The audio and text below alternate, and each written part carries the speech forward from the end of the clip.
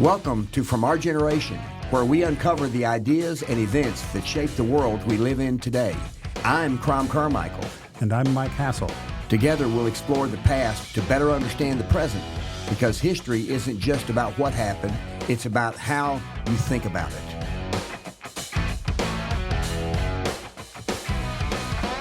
Well, Michael, it is April 24th. It's a Friday. 2026. Pardon me? 2026. 2020. Thank you very much.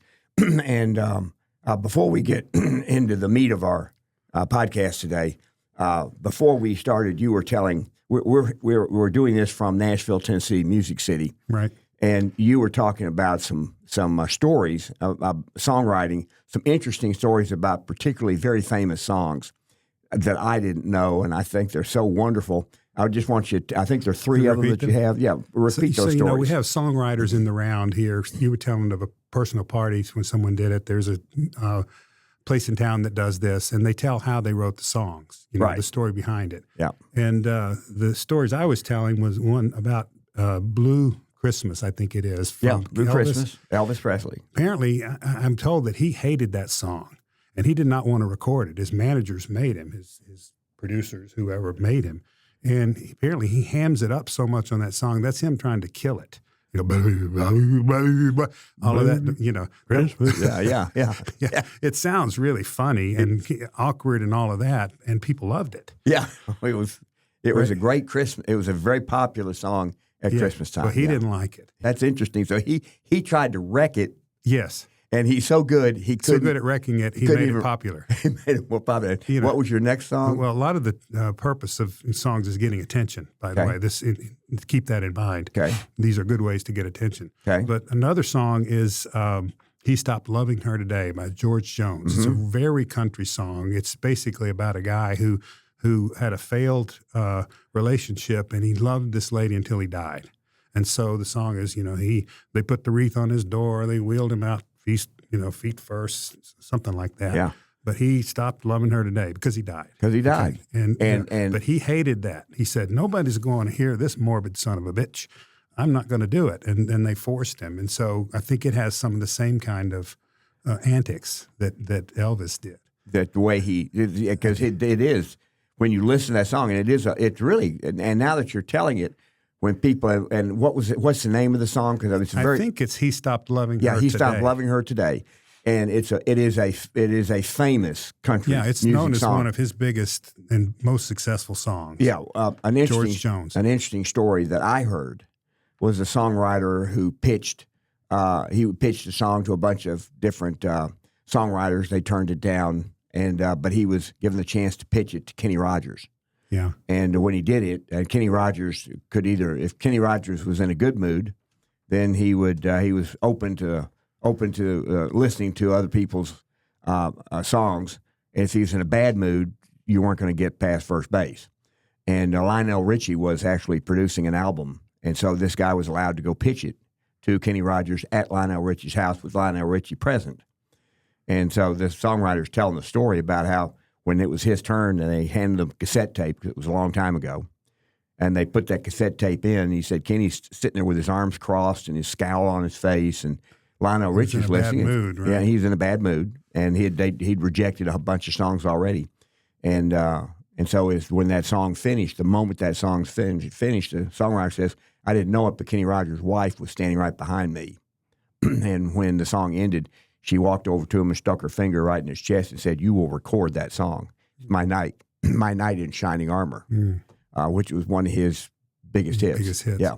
Well, one of the stories between the lines here is that you really can't tell ahead of time what's going to be a big hit. All of these professional songwriters are very modest about predicting who's going to like what. Right.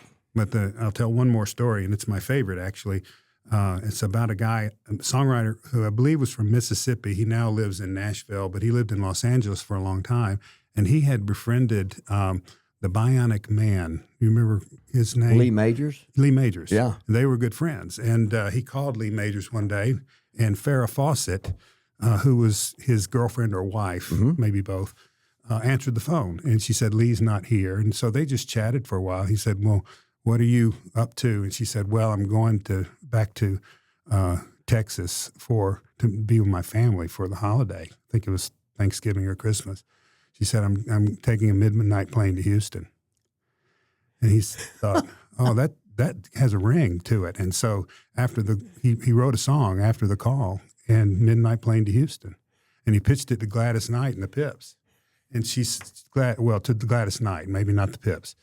But that was her backup singer. She said, I really like this song, but I don't go to Houston and I ride the train. So how about a midnight train to Georgia? Yeah. And he said, great. Your money's as green as anybody else's. We change it. One of the great songs. Yeah. Well, those are fun stories. So Mike, what you and I both kind of independently, I watched a video of a speech that Clarence Thomas gave about the importance of the Declaration of Independence as part of what America is built. The United States, our value system is built on the ideas laid out in the Declaration of Independence and the assertions laid out in the Declaration of Independence. Yes. And then you and I both received a flyer, a speech, transcript of a speech, that Imprimis from Hillsdale College put out, and this particular person's name is Edward Erler. Yes, is that how you pronounce it? That's what it looks like. Yeah, Edward Erler, and the subject of this is what is the difference between a subject and a citizen, and I had never really considered that, which is kind of you and I both like to think of ourselves as people who like to read and understand history and the importance of individual words. Yes, and what this guy is talking about, this speech was about birthright citizenship, and a lot of the arguments in favor of birthright citizenship go back to common law, British common law. Yes, and so he says, and so this Erler says there is no such thing as citizenship under British law. It's you are a subject. So what he says is, and then you just jump in here anytime. What he says in this article is he says if you were born in anywhere in the British Empire, that you were automatically a subject to the king. So I'm just going to read what it says here, and he's alluding to the William Blackstone's writings called Commentaries on the Laws of England. And so I'm going to just quote from this article. It says, Blackstone speaks only of birthright subjectship or birthright allegiance. Those are in quotes. He never used the term citizen or citizenship. Blackstone did not. Okay. And he's kind of the authority figure. That's right, in English law. On English law. Time, yeah.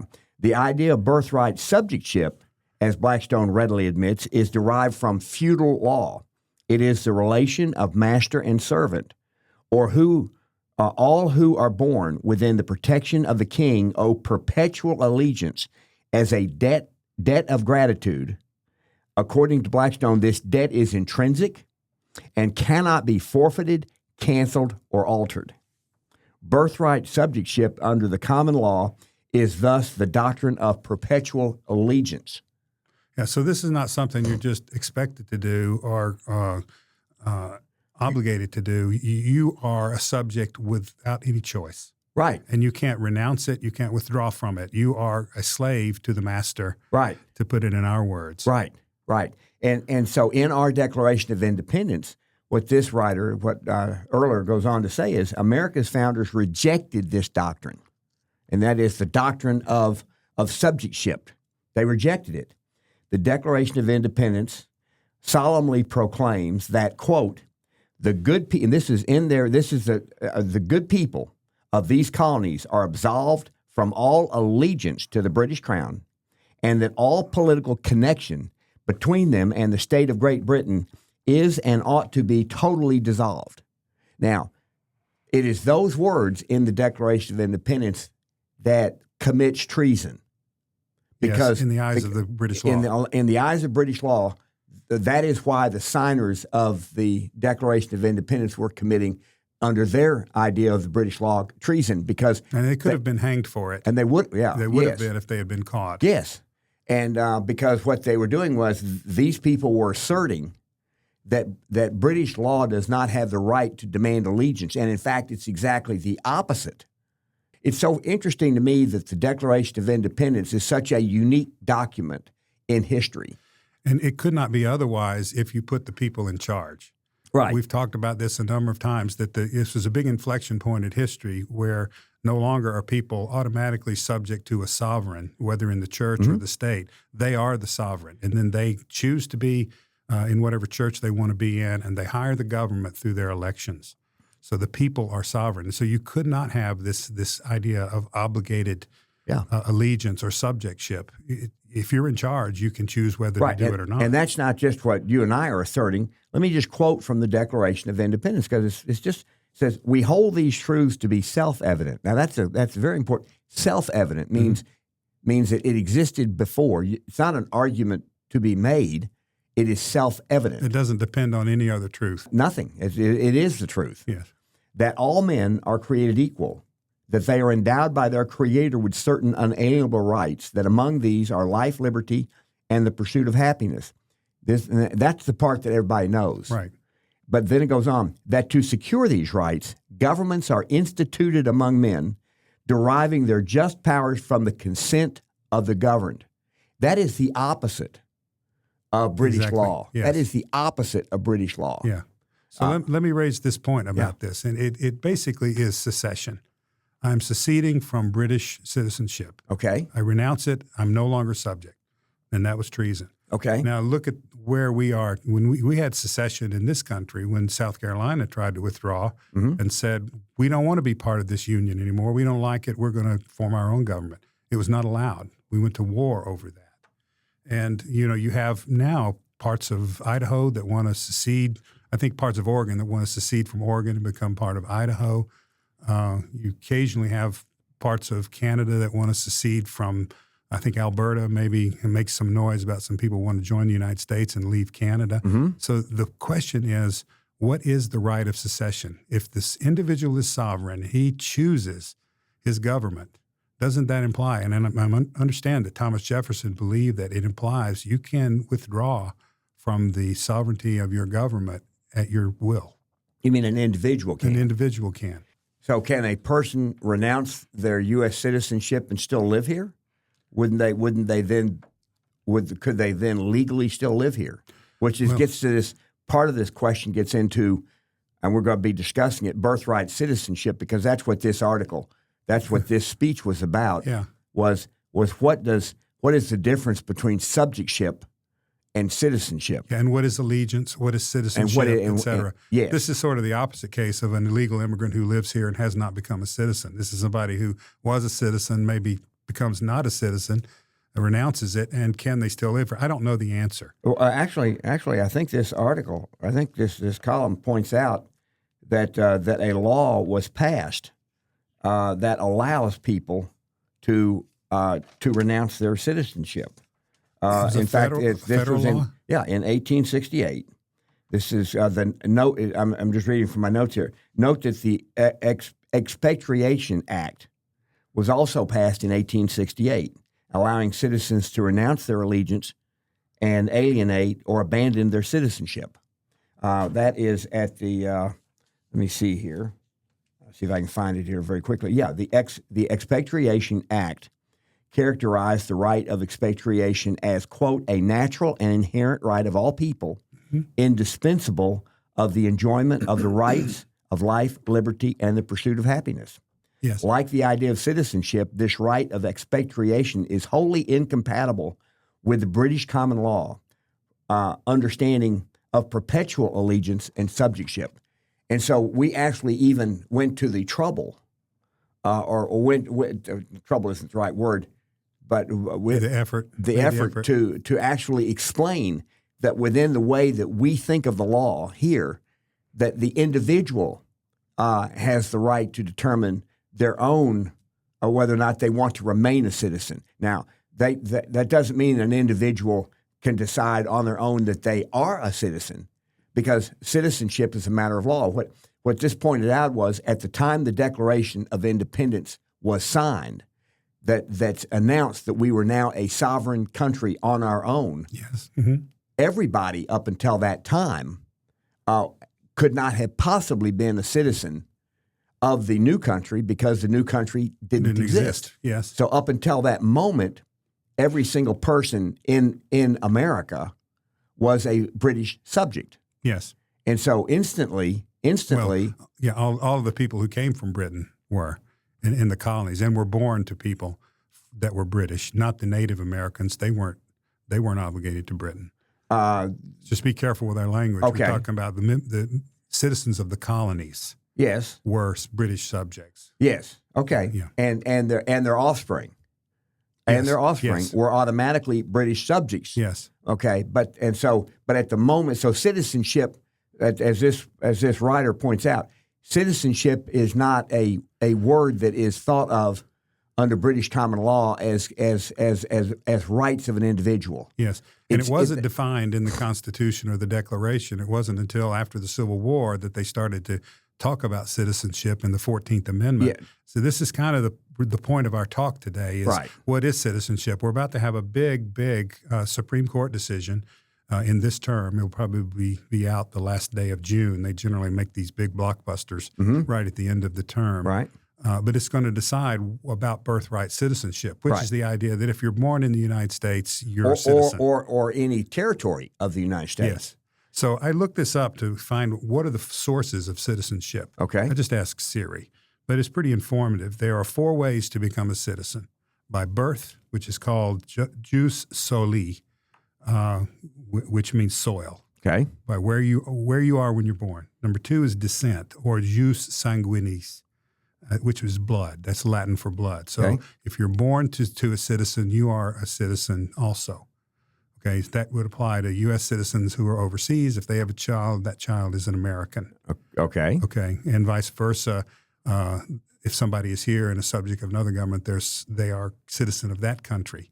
Generally, the laws in most countries acknowledge this. In the United States, we have soil and descent, I think, and naturalization. I'm a little confused on this, so let me not be too determinative about it.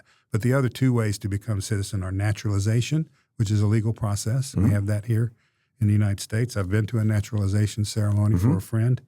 And by marriage, in some places, you become a citizen if you marry a citizen. I don't think that's the case in the United States. Well, it may or may not be, but if it is, it's a matter of law. It still is a matter. Naturalized. Well, what I'm saying is that there is nothing inherent about if you are born in any particular place that you are automatically a citizen of the country that covers that place. Well, this is what's at contest in the Supreme Court. There are people that claim that it is. I understand that, but what I'm saying, Michael, is that we did not define citizenship in the Declaration of Independence. We didn't define citizenship in the Constitution. Yes. It wasn't until the 14th Amendment, which was close to 100 years after the Declaration of Independence, that citizenship was defined. Yes. And it was defined as if you were born, you had to be both born in the United States and subject to the jurisdiction thereof. So what I'm saying is and, not or, and subject to the jurisdiction thereof. So citizenship was defined as having 2 parts, not one.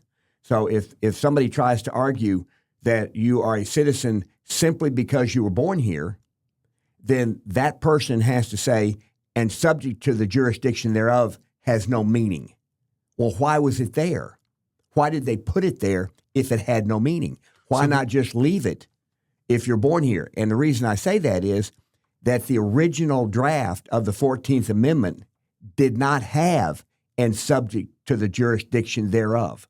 It only said if you were born here, you were a citizen.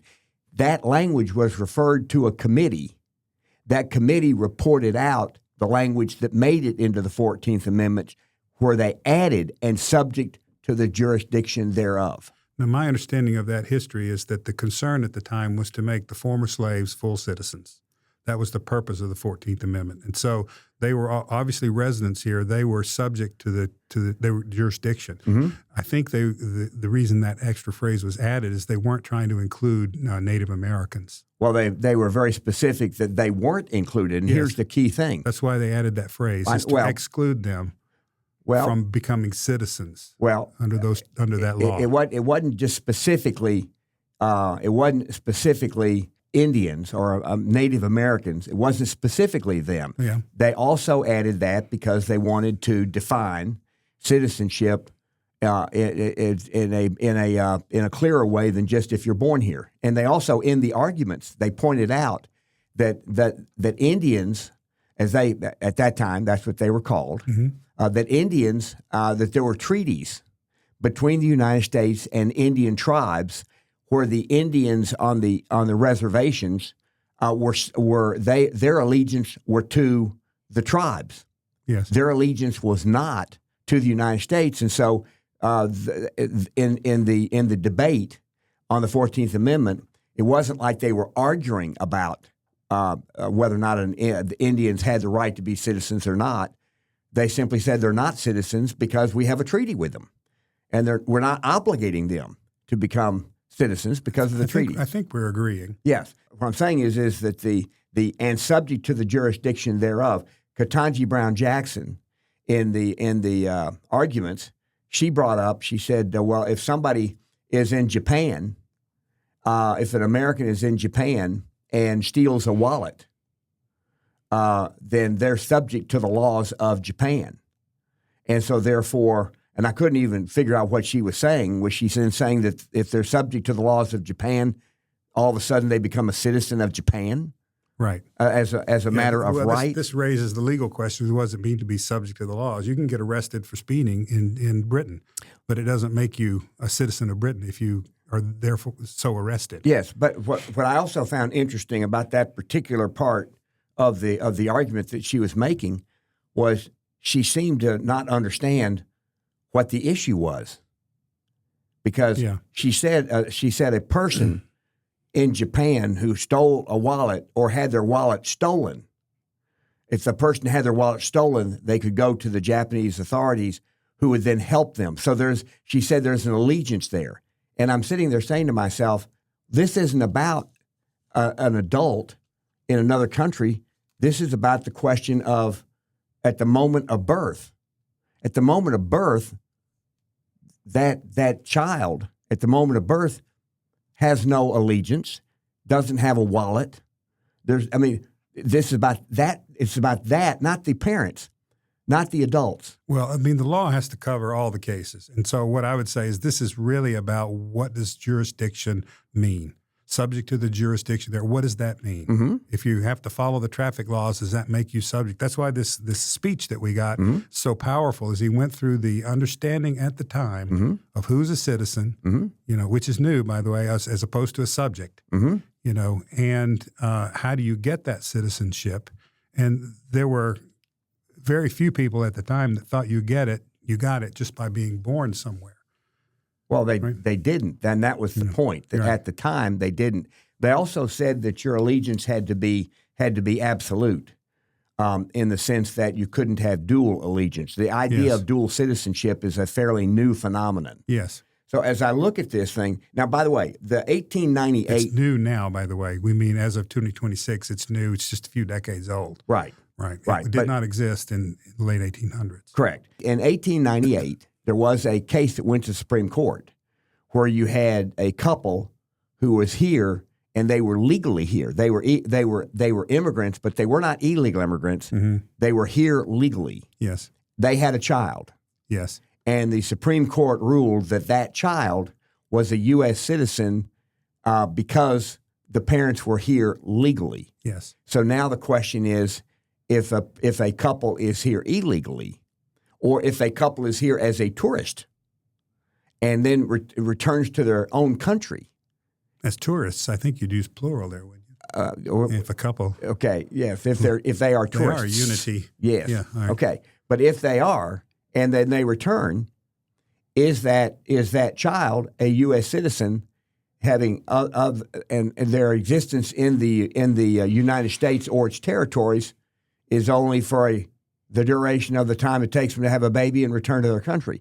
Well, common sense pretty much says no, and almost every country in the world says no. This is the thing we're wrestling with because our laws have been interpreted by many people to say, yes, anybody that's born here because they happen to be passing through becomes a citizen. Yes. So then here's the question. Under U.S. law, if you are a citizen and you live overseas, if you're a U.S. citizen and you work overseas, you are required to file a U.S. tax return.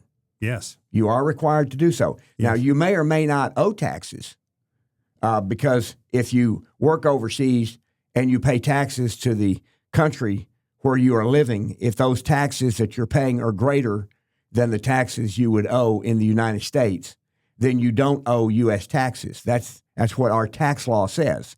Yes. But you're still required to file the tax return. So my question is, because this has been brought up that now there are many, many thousands of Chinese couples who are coming to an island in the Pacific that is it's an American territory, and I'm blanking on the name of it. It begins with an M. And they have a child, and then they return to China. And they raise that child in China, and that child then grows up and is an adult in China. If that person, as an adult, is defined as a U.S. citizen, Mm-hmm. and as an adult does not file a U.S. tax return, are they breaking U.S. law? It would seem so, to be consistent. If American citizens who are living abroad have to file a tax return under certain circumstances, shouldn't that apply to them? Right. And so if if the U.S. government is doing nothing to enforce that law, then and only not enforcing it for people who weren't raised here, but who somehow became a citizen at the moment of birth, but they're not enforcing it. What does that say about the U.S. government's view of citizenship conferred on somebody who's never lived here but was only born here? Well, it depends on who's in power, doesn't it? Right. The view of that changes. Well, but if it's from left to right, right. Neither side. My understanding is neither side has ever applied the tax law in that manner. Right. And I sign contracts all the time that say if something is not applied, it still exists, right? You still are obligated to it, even if it's not enforced.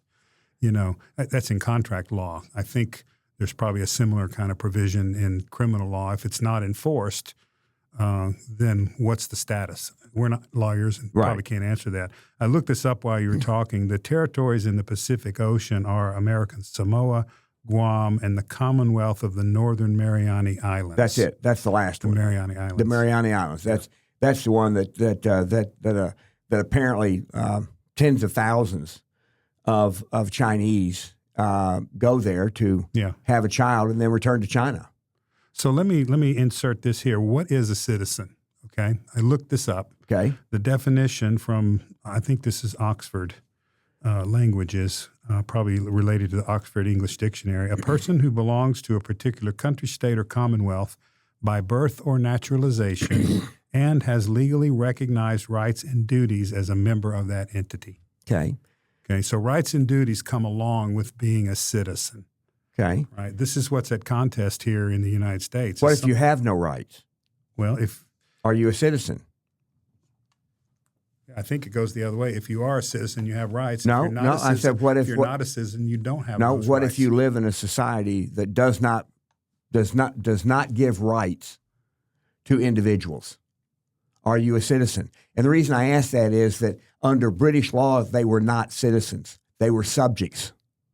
Yes. And Blackstone was very clear about that. Right. And so we're picking across words here, but it really matters that people who want to define citizen a certain way ignore the history of it. In fact, I have a good friend of mine who says that in Britain after the Glorious Revolution in 1689 that the English Bill of Rights was drafted, and the English Bill of Rights he maintained gives individuals rights.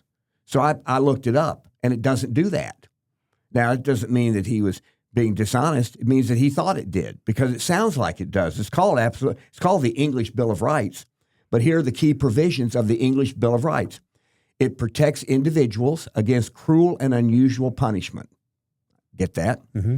It gives individuals... That is a right then of an individual. It gives a right, yeah. It gives people the right to petition.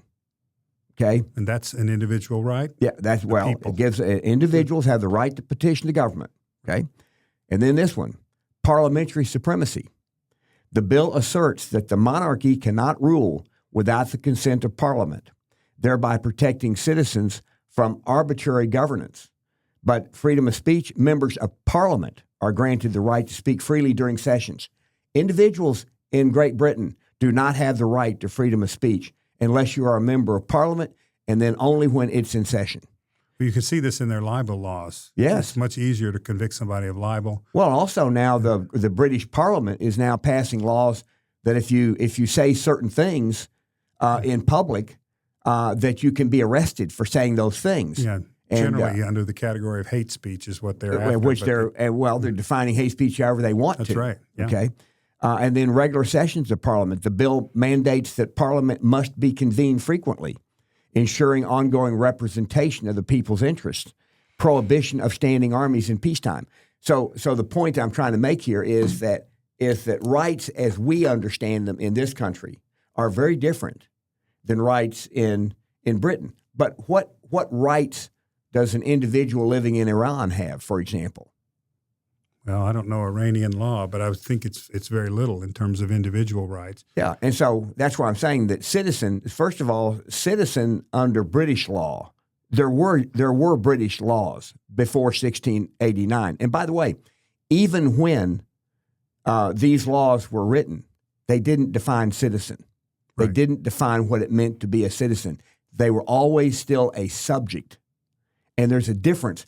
A subject has allegiance to the government. If you are a citizen, it is the government that works for you. Yes. In other words, Yeah. that's the difference that the distinction here that I think Right. matters. And we may be getting off into a rabbit hole here, but it's the distinction that Clarence Thomas made in his speech that makes us unique in the world. Yes. And he says we are truly unique in the world, that we believe in this country that we are given certain God-given rights. And among those are life, liberty, and the pursuit of happiness, that no institution created by man can justly take away those rights. Those are rights at birth, and they are, he says, we hold these truths to be self-evident. That is the opposite of British law. It is So the opposite. let me try this on and try to apply this as it relates to illegal immigrants, undocumented immigrants, however you want to call it. Mm-hmm. Under this American system, we would have to say those people have the same God-given rights as everyone else. The rights to life, liberty, and the pursuit of happiness. They're inalienable. They are given by the Creator. They're not given by a government. That's to everybody, okay? What illegal immigrants here don't have is the rights of citizenship. They don't have the obligation to pay taxes, to vote, the privilege of voting. Mm-hmm. The Declaration of Independence was not a universal. It didn't say that these rights that we are now the whole world is free. It didn't assert that.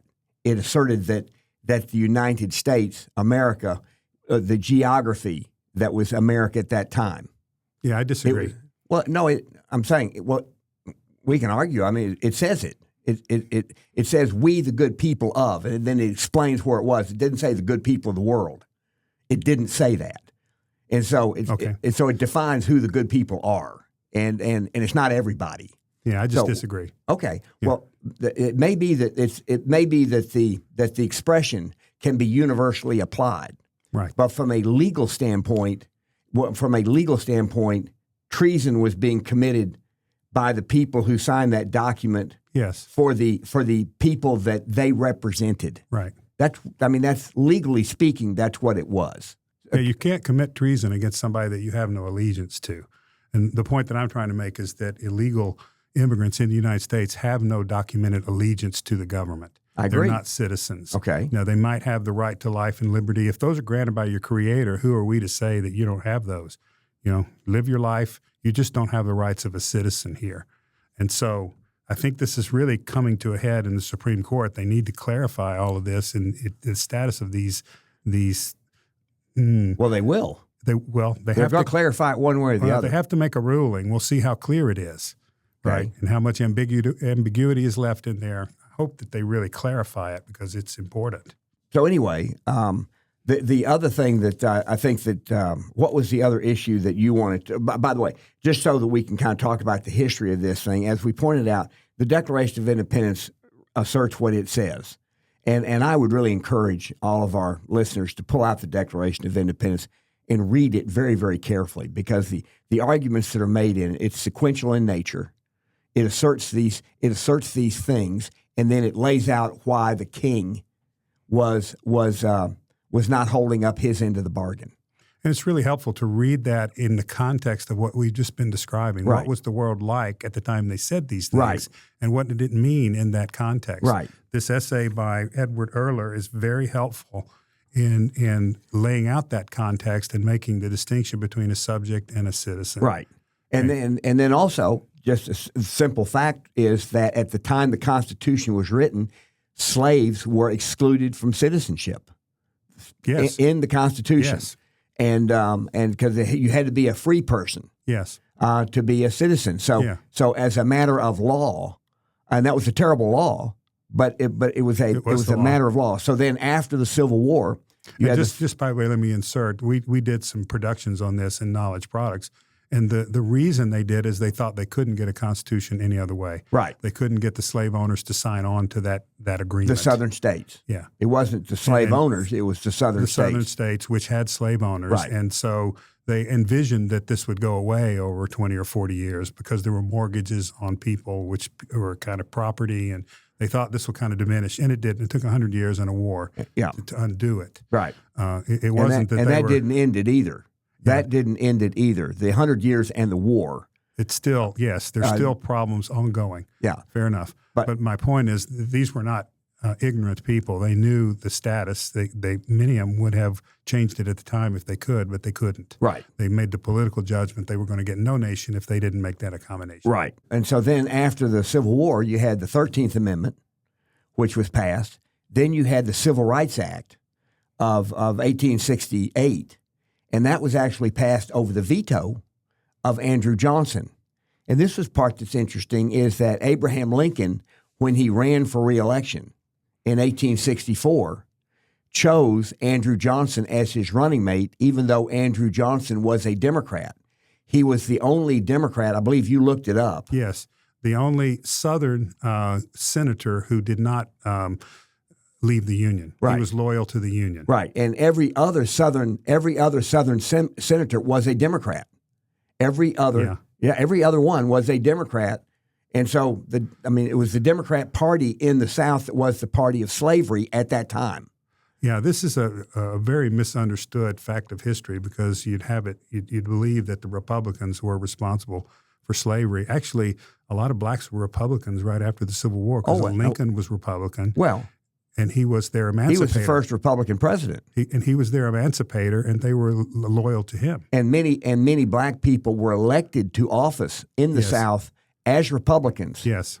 Before the Ku Klux Klan. Right. Which was kind of the militant organization. A reaction to it. By the Democrats in the South. Yes. Which is kind of interesting. Interesting. But anyway, so Andrew Johnson then succeeds Lincoln, and he vetoed the Civil Rights Act. Mm-hmm. Congress then passed it over his veto. Yes.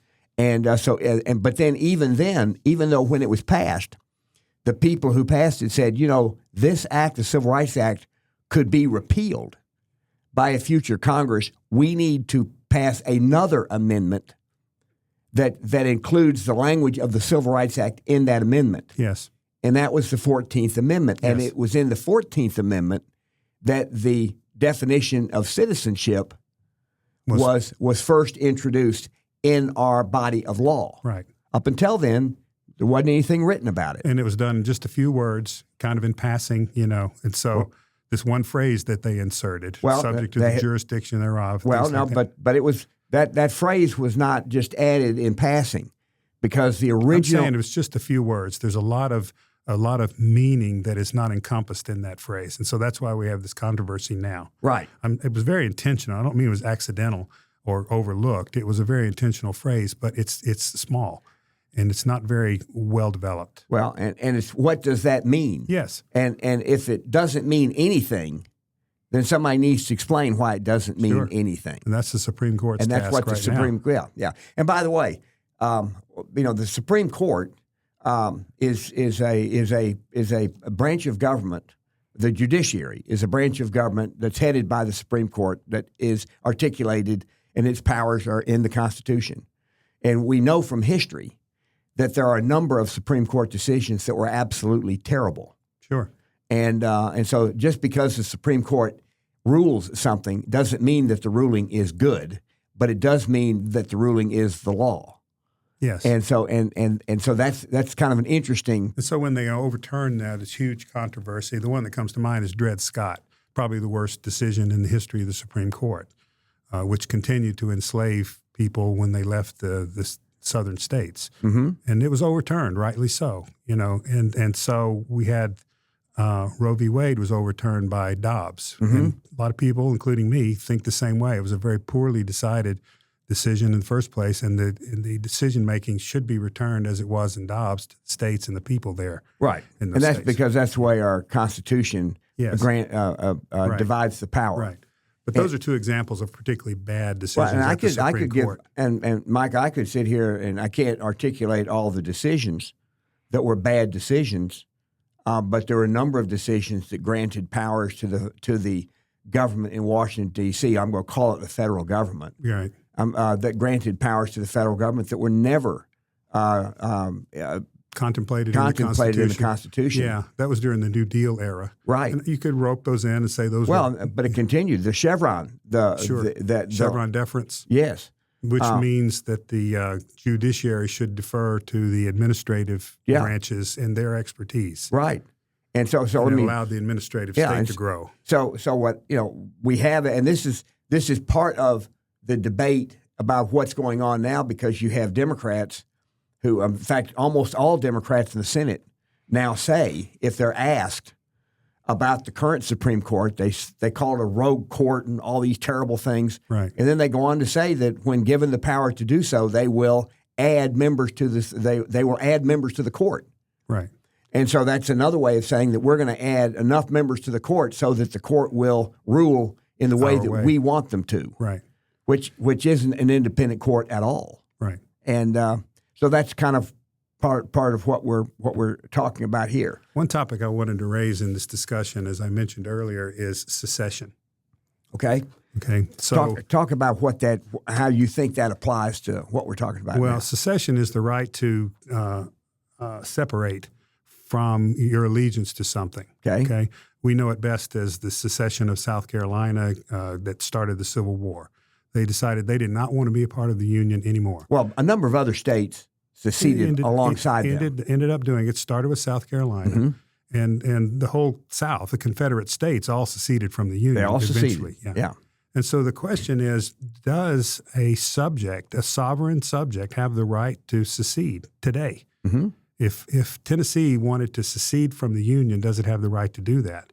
Generally, so that's a state, not a subject. I mean, you could look at it on a number of levels: a state, a subject, a community. Can you withdraw from the sovereignty of some other organization, some government that you have submitted to?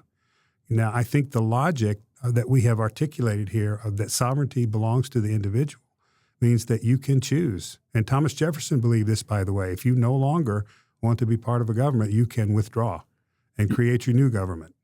Well, okay. Well, now we're talking about. I want to be careful here. Yes, it's very sensitive. Well, when you say you is that plural or you is that singular? I don't even remember saying the word you. So what's... Well, you said if you want to succeed and form your own government. So you can analyze this on a number of different levels. The sovereign is the individual. Okay, maybe you go together with other individuals in a state, in a region, a compact of states. There's a number of ways to approach it in the law, and I'm not a lawyer. Okay. But what my point is that if you are sovereign as an individual, you get to choose whose allegiance you direct it to. Now, it may be if you withdraw. But that's not our laws now. So No. you can't do that. You can't secede. And so the individual is not really sovereign if he can't secede. Right. An individual under our laws today if they want to, under the Expatriation Act, they can renounce their U.S. citizenship and leave. And leave, yes. And leave. Yes. But they have to do both. I think so. I don't know the law. I can't renounce my U.S. citizenship and remain in the U.S. I don't know that to be a fact. Maybe it is. I just don't know. Well, let me make a statement that I think is true, but I'm not sure. Which is to say you don't know either. Well, but I think I do. Okay. And there's one I have no idea. Okay. But I think I do. Yeah. If I renounce my U.S. citizenship and move to another country, yeah, or I move to another country and renounce my U.S. citizenship, that's pretty clear. I do not owe taxes. Right. I no longer am obligated to pay taxes. Yes. Under the U.S. tax code. I think that would be the case. Yes. Okay. Although some states will chase you after you leave, like California. Well, that's different. That's It's a different. state within. That's still It's within different. the United States. It is. Okay. So I I'm don't talking think, about. I don't think the U.S. will chase you after you've renounced I don't believe citizenship. the U.S. can. I don't believe there's any law in the books that has changed the Expatriation Act Okay. that gives somebody the right to leave the country and renounce their citizenship. Okay. But then they also lose all their rights of being a citizen. Right. But I do not believe that a citizen of the United States can renounce their citizenship, remain in the U.S., and say, I'm not a citizen. I do not have to pay federal taxes. I do not believe that they have the right to do that. I think that's probably right. Okay, so They're that not was going to let you just declare that and not pay taxes. Right. You got to pay taxes if you're here. yes, Okay. because you're still a citizen. Yeah. Okay, and what's interesting to me was what I said was if the Supreme Court rules that you are a citizen by birth, if that's what the Supreme Court rules, and you are born in U.S. territory, but you are raised in another country, You owe taxes. under the law, you're supposed to pay taxes. Right. Once you start earning money, and not only are you supposed to pay them, you are supposed to file a tax return. And failure of filing a tax return, even if you owe no money, is still a crime. Right. And so that'll be kind of interesting to see how that plays out. Michael, the other thing I wanted to talk about today is that, and it's not exactly about this, but it relates to kind of some of the issues that are going on now are issues about power. But the Southern Poverty Law Center has just been indicted. Mm-hmm. The institution, the organization, the Southern Poverty Law Center has been indicted. Grand jury in Alabama, because that's where it is headquartered in Montgomery, Alabama. They've returned a bunch of indictments claiming that the Southern Poverty Law Center has been defrauding its contributors by claiming that it is identifying and attacking hate groups when, according to the indictments, it is actually spending money funding and promoting hate, giving the hate groups money so that the hate groups can then do hateful things, so that the Right. Southern Poverty Law Center can then announce, and they're condemning them and a bunch of other organizations that are not being funded by the Southern Poverty Law Center or given money by the Southern Poverty Law Center. So their mission is to attack these wrongs, and the idea is that they're creating the wrongs in order to have something to attack. Well, and to raise money. Yeah. So, in other words, they're using it as their fundraising. They are identifying a list of organizations that they consider to be hate organizations that are promoting hate. And so if this is true, it's gross corruption. If Right. if this is true, and so my question to you is: the organization itself is being indicted. Organizations don't make decisions. Yes. Individuals make decisions. Yes. Do you think that and so this case will be tried in Alabama? If the Southern Poverty Law Center is found guilty, do you think that the individuals at the Southern Poverty Law Center who are the ones who created and executed the wrongdoing, do you think that they will then be individually criminally indicted? I'm going to push back a little bit to say that organizations do make decisions. They are generally elections or votes of a board of directors or of shareholders or of some constituency that together makes a decision. Mm-hmm. And I think this is the idea of corporate personhood, that the entity is responsible for its decisions and it shields the individuals, particularly shareholders in a company are shielded from decisions by by a corporate board, or so liability doesn't pass through to the individuals. In the case of this kind of entity that's not a for-profit corporation, I'm not sure how the laws apply, but I would say you could make a distinction between what the entity does and decides and what individuals within it do. For instance, you may vote against doing something, but if you lose, the organization does it anyway. Well, but and if are you then culpable along with all the people who voted to do it? Okay, but if I'm going to push back a bit here because the Enron decision, in the case of Enron, where you had executives who worked for Enron who were doing things that were criminal, right? They got indicted, and they got convicted, and they were sent to prison. Mm-hmm. So they're the ones. They're the ones who made the decisions that were criminal. Right. So I'm going to say with the Southern Poverty Law Center, if they did what the indictments claim the Southern Poverty Law Center did, somebody at the Southern Poverty Law Center broke the law. Right. And I believe that if if part of the law, and we've done audio programs on this, part of the law and part of punishment is to discourage others from doing the same illegal things. Yes. If the Southern Poverty Law Center is convicted and no individuals are tried or even tried, then the theory of punishment as being something that disincentive is not very strong. It's not very strong to keep doing it. But here's what's also interesting to me. I saw in a report or heard in a story that the Southern Poverty Law Center has an endowment of $700 million. Now, if they are indicted, if they are convicted for doing what they did, and they're found criminally liable, it seems to me that there are any number of people who could claim that they were wronged by the Southern Poverty Law Center's actions and sue the Southern Poverty Law Center civilly to get some of that $700 million. And in fact, I would suggest that the numbers of people, if they are convicted for the crimes that they've been indicted for, if it turns out that they're convicted for that, I will bet that $700 million is eventually paid out to all kinds of individuals because there's so many people who could claim that they were hurt, because the Southern Poverty Law Center listed dozens and dozens of organizations as organizations that were hate groups, Moms for Liberty, Turning Point USA, right, and they what they did was they said, because we are identifying the Ku Klux Klan as a hate group, we know what a hate group is. So anybody else that we claim as a hate group is by definition a hate group. But it turns out in the indictment, they were giving money to the Ku Klux Klan, the Grand Wizard of the Ku Klux Klan, to continue to do what the Ku Klux Klan did so they could then claim it was a hate group. Apparently, there's an organization that was part of what caused the riots in Charlottesville. And part of the indictment is that organization was given money to promote the mayhem that took place in Charlottesville. So there's a lot of fact finding to do here, because their claim is that they were paying informants from within the organization. Well, maybe that's a shill. Here's some of the things they're going to have to defend based on the stories that we read, is that they set up a number of shell bank accounts.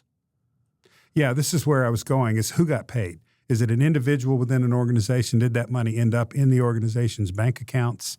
But also it's why set up shell companies? Right. Why not tell government officials what you were doing to try to uncover hate? Yeah. Yeah, that doesn't look good. It suggests a lot of corruption to hide how the money is actually transferred and how it's being used. Right, and so they may get snared in that whole nest of yeah. And I also think that what's going to be interesting if it gets to this is if the government is able, because they find them guilty of crimes, if the government is able to get access to the source of the funds, because right now the source of the funds is secret. who gave money is secret. So you mean access in terms of suing them, or access in terms of identifying them, just to expose them?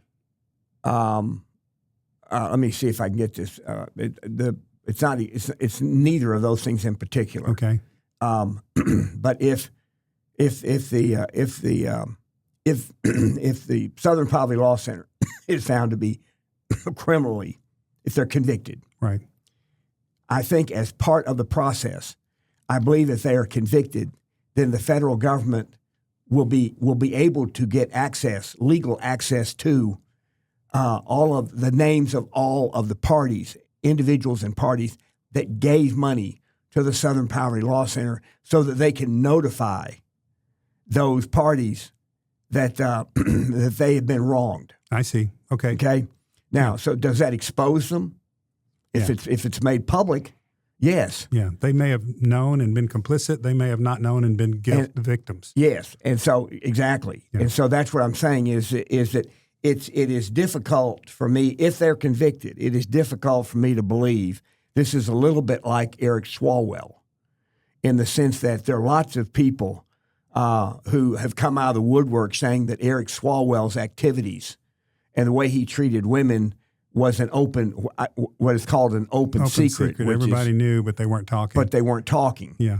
And so the Southern Poverty Law Center is an enormously powerful organization. Right.